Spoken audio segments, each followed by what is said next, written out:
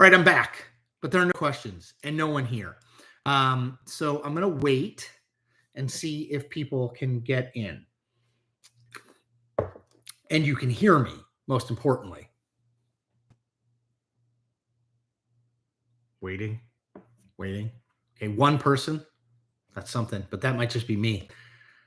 I'm waiting. I don't know what happened. I lost the stream. I lost audio, which is really weird. All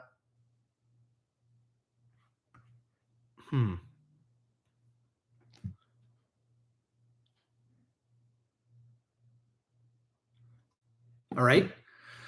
Can you hear me? Yes? Okay. Just to be clear, I didn't do anything different. Normally I dumbly unplug something or let me see. Hold on. I think the audio may not be running through my mic. It may be running through hold on, through my computer. I'm checking. Oh God. I don't know how to do any of this stuff. All right. Well, we're just going to go with this. It's probably, the reason it's echoey is it's probably going through my MacBook as opposed to this microphone, which it was before. But you know what? I'm gonna do it. Golly, I don't know why that happened.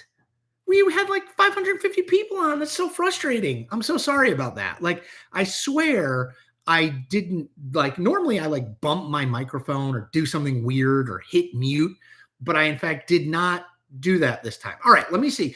Now's your time, by the way. If you have a question, there are less people here, so get it asked.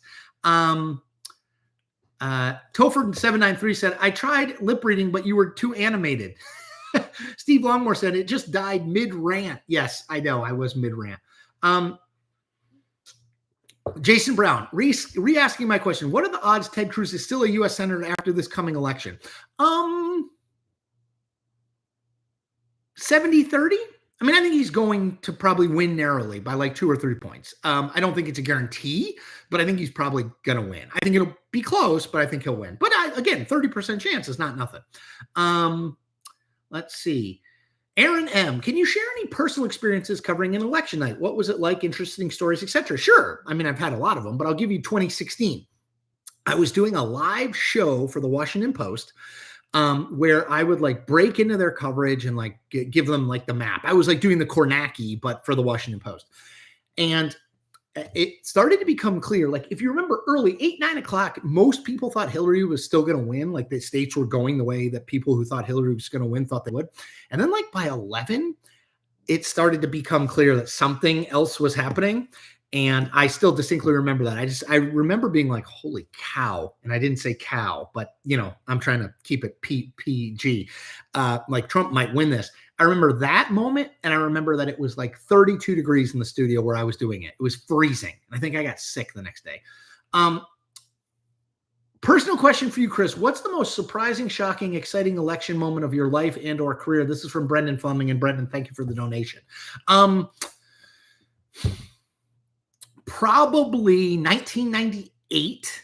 This was early in was it 98 or was it 2000? It was very early in my political career, either way. And I think it was 98 because I graduated in May of 98. So it would have been November. I think it was 98. Minnesota governor's race, 3-way race between a Democrat, a Republican, and Jesse Ventura, who was running as a Reform Party candidate, I think. And Ventura won. Who I had watched for years, because I love pro wrestling, I had watched Ventura for years on this. He became the governor. Now, he was a terrible governor. Like, he just didn't know what he was doing. But in terms of like surprise, I think that one, I mean, that one is way, way, way up there. Obviously, Trump winning is also like huge, but I still, maybe it was because I was so young. I still remember that one. Good question though. Thanks, Brendan. Andy Smith, Chris, and by the way, I know it sounds different than when I'm on my microphone. And the reason is because the sound is coming just through my MacBook microphone, which is not as good as this. But I'm not going to fiddle with it because at least we have sound. So I'm going to leave it where it is. It is tinny. It is more echoey. I'm sorry for that, but thanks for sticking with me. Andy Smith.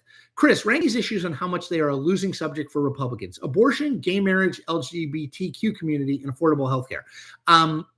Abortion, affordable healthcare, gay marriage. Though all three, but like abortion is the biggest losing issue. Though all of them are losing issues, no question. Tyler Jorenby. Tyler, thank you so much for the donation. What are your thoughts on Project 2025 being implemented should Trump win? You mentioned you're not worried about social structures being upended. Look, my view on Project 2025 is, yes, a ton of people who work for Trump were involved in it. Do I think it's like some sort of shadow Donald Trump blueprint? I don't. Mostly because I think Trump, number one, doesn't really have any policies. And number two, it is totally changeable on policy based on the way the wind is blowing. And number three, doesn't like being told what to do. So the idea that they're just going to take this thing and hand it to him and he's going to be like, okay, sure, let's do this. I guess I'm skeptical of that. I don't know. I mean, many people have called me naive about insisting that there's not going to be a fascist dictatorship being put in place. But Sam says, Ventura may have been a terrible governor, but he was an excellent referee at SummerSlam 1999. Well said. God, the body. He was amazing. Jason Brown says, hashtag doing the Kornacki. I know that sounds dirty. Let's see. Luke Groth.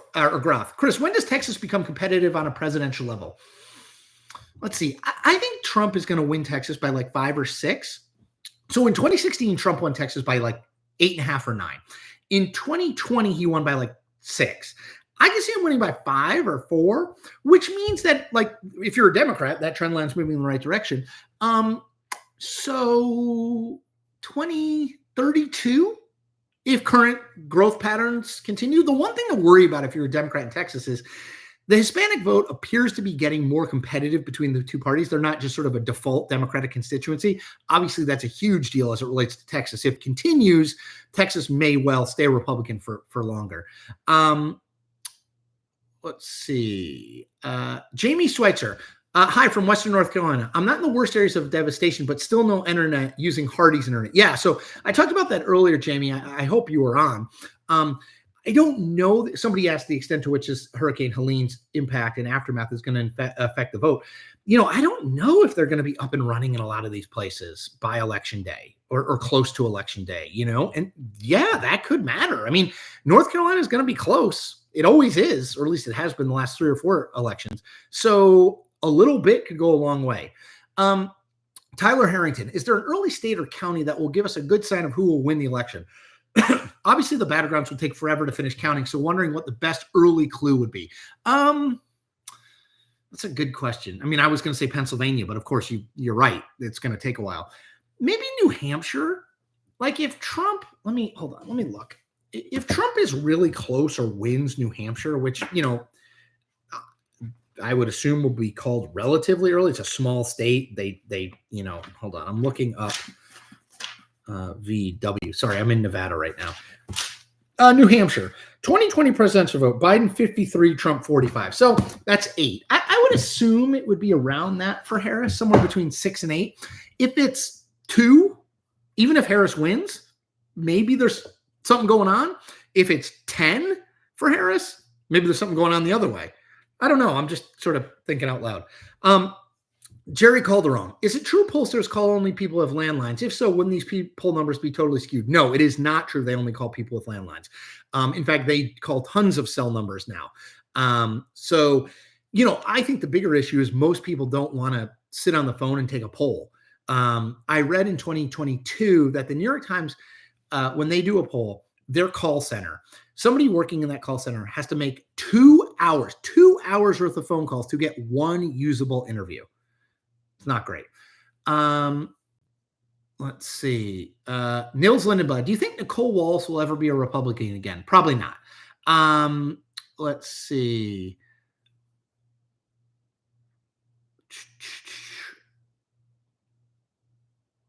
Jason Brown, what are your thoughts on what Brian Tyler Cohen is doing on the left, and would you ever be a guest on his podcast? Well, first of all, I'd be a guest on anybody's podcast. I'm always happy to talk. And I don't know, I know Brian Tyler Cohen's name, but I don't know his work. But tell me what he's doing. I mean, to me, most of the people on the left, and I'm not saying this is him because I don't know his work. Most of the people on the left that I'm familiar with on podcast, YouTube, Substack, they just tell people what they want to hear. Trump is terrible. Harris is going to win. Trump is a threat to democracy. How could you possibly think that you're going to vote for him? Blah, blah, blah, blah, blah.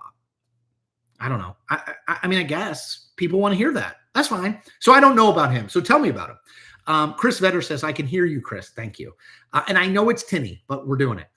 Sam says, Texas feels like it's perennially 2 years away from being 2 years away. I agree, Sam. That's well said. Jonathan Smith, any sense that young people, particularly young women, are going to turn out in historic numbers? I don't know. Young women are getting more liberal, which is interesting, even as young men are getting a little less liberal. But that's ideology, not turnout. I don't know. I mean, young people typically make up between about 13 and 16% of the overall vote in a presidential election. The higher that goes, in theory, I think it helps Harris. Although Trump is stronger among young men than most Republicans. But I don't know the answer to that. Alem Gizal, what do you think about two-way? Will you go on? I know Mark Halpern does two-way. I don't know. Like I said, I'm always happy to talk to anyone. Let's see. Jody Ramirez, I grew up in Texas. We didn't have a Republican governor until 1988 or so with Clements. I really don't understand how the state turned so hard to the right. Well, it's like a lot of the South, Joe.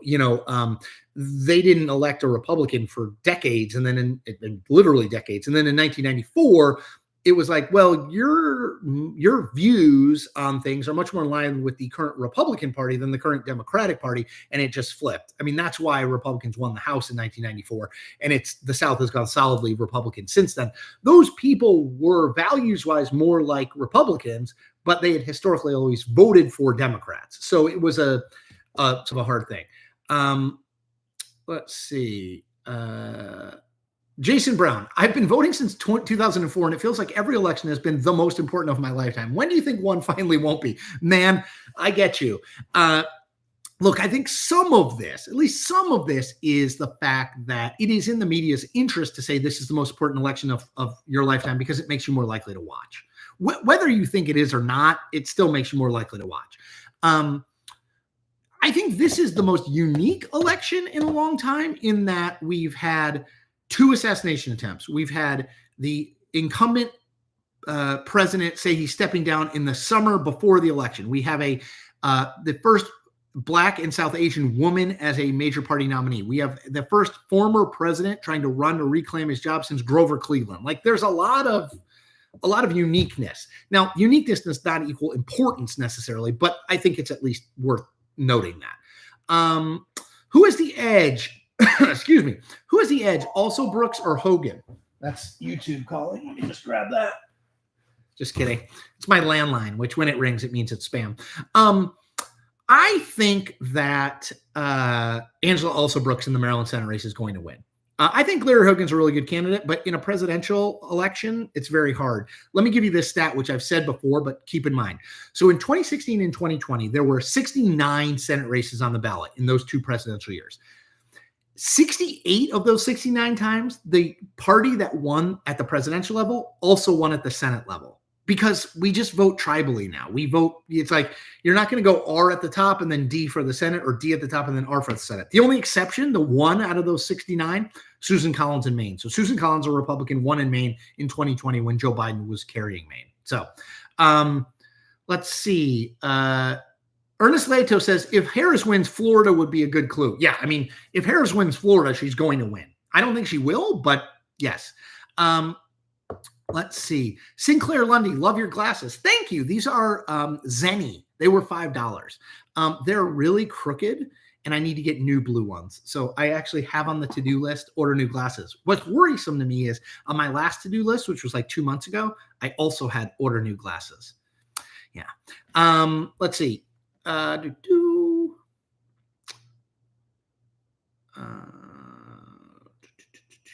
Carlos Gamez, why is there not a focus on issues facing voters with disabilities? Great question. I mean, I think the answer to that is because there aren't enough voters with disabilities for it to trump, sorry for the word choice, to trump economy, immigration, and abortion. It's a smaller constituency. And at this point, 33 days left before the election, they're focusing on huge constituencies that they think can move elections. But, I think it's great. I think it's absolutely a worthy conversation we need to have. I don't know that we're going to have it between now and November 5th. Patrick Murray, Chris, are you teaching your class today? I am teaching my class today. I'm actually going from this to that. I teach at Georgetown. For people who don't know, I teach a campaign journalism class to undergraduates. Today's subject, polling. That should be easy. Knock that out. Here's the deal, kids. Yeah, could be tough. But yes, so I am teaching, and that's what it's on. Chris Vetter, I also was going to say Ventura for most shocking, and I was living in Minnesota at the time. It was a big shocker. But if Minnesota had a Georgia-style runoff rule, he would have lost. Yes, he definitely would have lost because I think he won with like 38% of the vote. And if Minnesota didn't have same-day voter registration, which they do because it's a good government state, he never would have won. Tons of people voted same day. So in Minnesota, because there's not a history of election fraud, you can go register to vote and then cast a vote the same day. That helped Ventura a lot. There's a lot of ways that it's very hard to recreate like a Jesse Ventura in other states. Tane Hatch Reimer, how do we fight for ranked choice voting in the U.S. when there appears to be no benefit to the two dominant parties? It's really hard. I think ranked choice voting is the way to go. I think it would, and for people who don't know what ranked choice voting is, it's basically like if my coffee cup and my phone are running, you would vote me first, the coffee cup second, my phone third. So when one of the three of us, let's say I got eliminated and I was your first choice, then coffee cup, which was your second choice, your vote would be allocated to my Starbucks cup. It takes a little while, but it incentivizes candidates to try to have as broad a coalition as possible, right? To not just reach out to your narrow base, but to reach out to everybody. So even if you're not their first choice, maybe you're their second choice. I don't think it's coming to this country, unfortunately, because I do think it would help. Let's see. Go to audio settings and change mic, but where are audio settings, my friend? That's the question. This is channel level settings, third-party tools. That's monetization. That doesn't do, oh gosh. Oh dear, save. Okay. You know what? I'm just going to keep going. System settings in the Apple menu. Please hold. Let me see if I can do this. System settings. I just hit the App Store. I'm an idiot. System settings. I'm here. Sound. Output. No, that's input. Output. Input.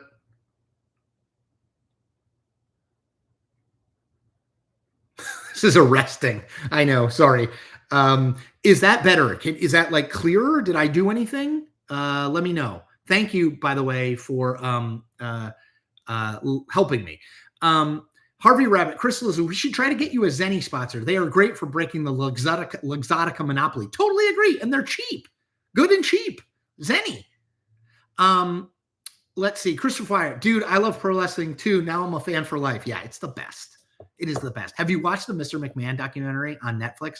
I'm like refusing to watch it because like I'm so excited about it that I kind of like, it's like Christmas. Like I didn't want to open my presents because like it's not going to be Christmas once you open your presents. Yeah. Let's see.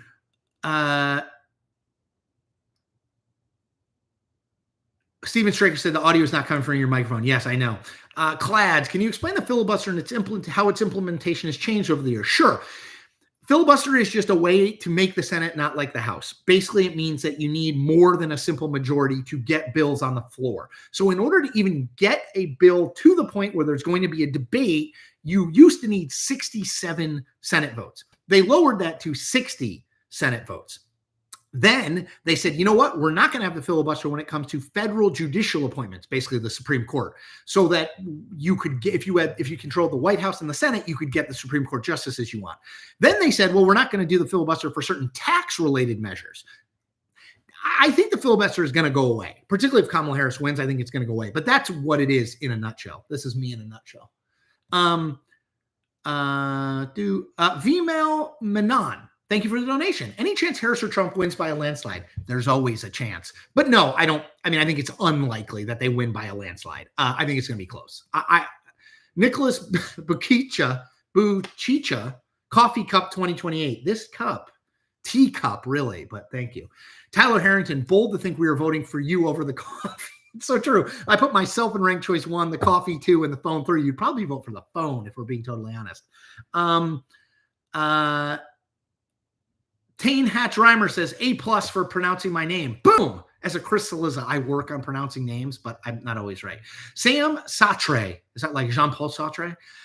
Alaska has ranked choice voting in a blanket primary. I wish we could all do that. I totally agree, but we're not going to.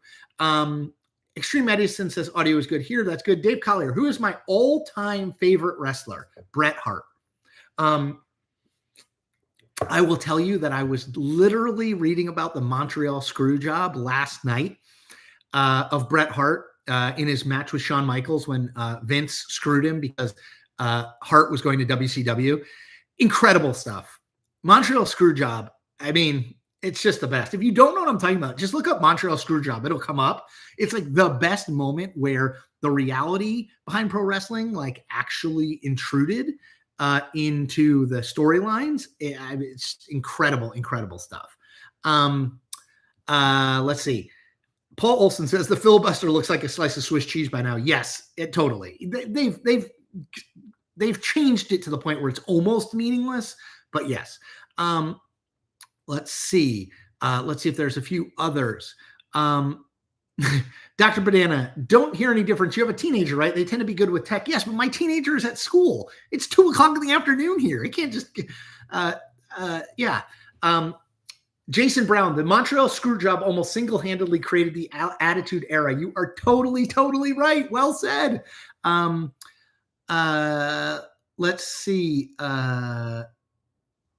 Just a couple more because I got to go. Thoughts on the Brett Green, thoughts on the firefighters union not endorsing Harris when they did Biden? Yeah, I mean, I think union support is another way in which the coalitions of the parties are changing. I think rank and file union members, whether it's the Teamsters or the firefighters, are more Trumpy. The leadership of these unions are still very Democratic, but the rank and file are more Trumpy. I think that's why, and I think that's going to continue to change. Vamal Manan, thank you again for your donation. Impact of a second Trump term. I could do that for 2 hours. I think you should assume that Trump, the last day of Trump's term of his first term is where he starts his second term. I don't think he starts back from the beginning of trying to get along with establishment Republicans and trying to play ball with the way Washington works. So that's what I would assume. So the impacts are, I would say, even more sweeping than we saw from 2017 to 2021. KM says, oh, come on. The greatest fight was between Roddy Piper and Jimmy Superfly Snuka. I did love that. I love Piper's Pit. As a kid, Snuka was my favorite wrestler. Not even close. Let's see. Greed Owens, can't we just go back to actual filibusters, make the 80-year-old senator stand there and talk until he collapses, then proceed? Yeah. So the original filibuster, like Mr. Smith Goes to Washington, was you talked for as long as possible and held the floor and kept any business in the Senate floor from happening. They phased that out, although some people still do it just to raise money and get attention, to say like, okay, well, if somebody says they're going to do a filibuster, then we won't proceed until they have the votes to break the filibuster. So yes, that would be interesting. Paul Olson, Carville says the Harris-Walz team needs to step up their game and not play things too cautious. And then that light, what would you suggest they do, Chris? I kind of agree with Carville. I do think they're being a little cautious. Put her in more media interviews. Do a town hall or two with a major media network. Break with Biden on immigration in some meaningful way to be tougher. Those are the three that came to mind. Fabian Tiji says Bret Hart and anybody. It's so true. Bret Hart was an amazing wrestler. He was so good. Technician. Love him. Do I follow or like any DC Pro teams? Yes, the Nationals for sure. My kids like the Commanders, the football team. The Nationals, the Wizards, the Capitals, I love. I grew up a Giants fan, so I'm going to stay a Giants fan. All right, I better go. I think, yeah, I got to go. But everybody take care. Sorry for the stupid malfunction. I have no idea why that happened. Hopefully it will not happen again going forward. Have a great weekend. I will be back Monday. Look, like this thing, give it the thumb up. Subscribe if you haven't subscribed. Tell people about this chat. I'm doing this every Friday. So just do it. I need you. I need your donations. I need your support. So here or on my Substack, chrisaliza.substack.com, or just search my name in Substack and it'll come up. I need you, genuinely. 33 more days. We're in this together. Everybody take care.